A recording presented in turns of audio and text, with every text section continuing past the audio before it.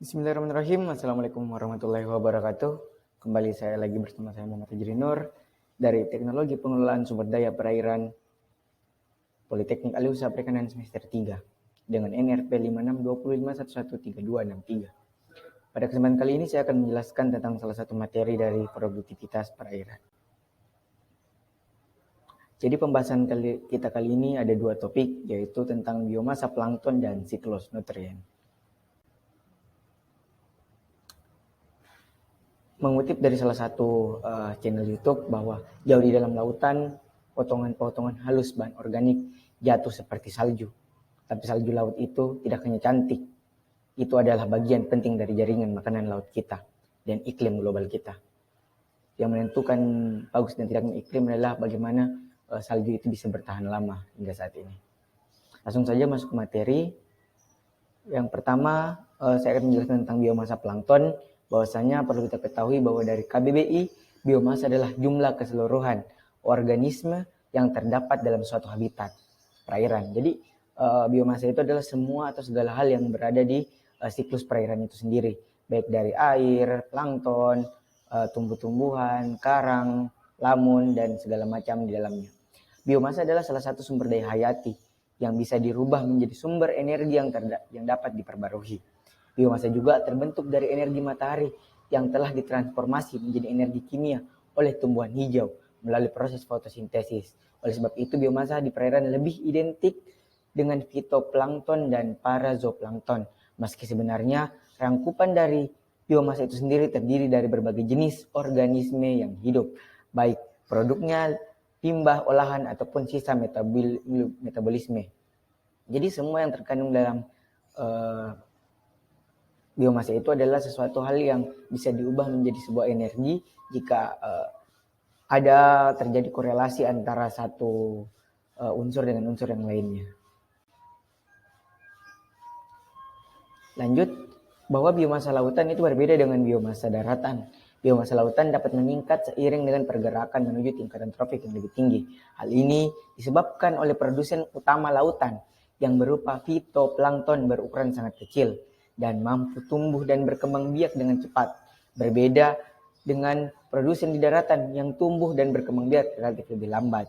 Jadi perlu kita ketahui teman-teman bahwasanya biomasa atau produktivitas yang ada di daratan dan lautan itu sangat berbeda. Mengapa? Karena tentu tingkat dari kehidupannya, rantai makanannya itu sangat berbeda.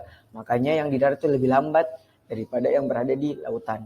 Produktivitas juga merupakan laju menghasilkan sesuatu dalam luasan waktu atau volume tertentu. Produktivitas melihat satuan. Produktivitas juga merupakan hasil keluaran dari produktivitas. Terdapat hubungan atau korelasi yang nyata antara biomasa dan produktivitas. Produktivitas seimbang dengan biomasa, di mana bila terjadi efisiensi pertumbuhan dari suatu populasi secara cepat, maka biasanya biomasa sangat kecil memiliki produktivitas yang sangat besar.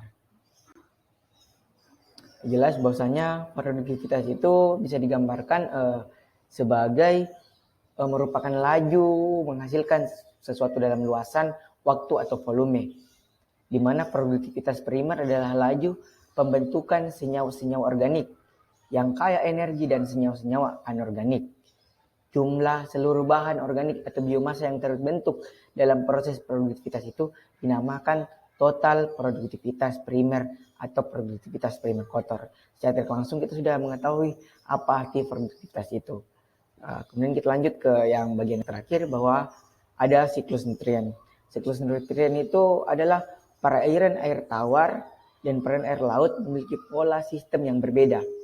Kemudian disitulah terdapat siklus nutrien, antara perpaduan antara tingkat pengasaman dan tingkat kadar garam. Nah, di situ terjadi siklus nutrien yang menyebabkan perbedaan penggunaan relatif unsur N dan P sebagai elemen pembatas. Fosfor pada umumnya dianggap sebagai elemen pembatas utama dalam sistem perairan air tawar, sedangkan nitrogen dianggap sebagai elemen pembatas utama dalam sistem air laut. Nah, dalam hal ini, muara menerima beban nutrien secara masif yang berasal dari kegiatan pertanian atau pembuangan limbah domestik maupun limbah industri yang terjadi di daratan. Sehingga masuknya nutrien dari daratan tersebut baik secara langsung maupun tidak langsung memiliki korelasi yang sangat kuat terhadap kehidupan biota perairan, terutama klorofil A dan fitoplankton sebagai indikator tingkat kesuburan perairan zona estuaria, sehingga dipengaruhi oleh pasang surut sebagai ekosistem transisi yang menghubungkan sistem perairan dari air tawar ke air laut. Jadi seperti itu kawan-kawan, bahwa siklus nutrien ini merupakan adalah sebuah korelasi antara perairan air tawar dan perairan air asin itu sendiri. Dan ini yang menjadi sebuah pemfilter antara limbah-limbah yang masuk ke air tawar dan yang menjadi alasan pengasaman laut itu sendiri. Terima kasih. Mari sama-sama kita jaga laut kita. Semua yang kita tanam itu yang akan kita tuai. Wassalamualaikum warahmatullahi wabarakatuh. Dan terima kasih. Salam sehat.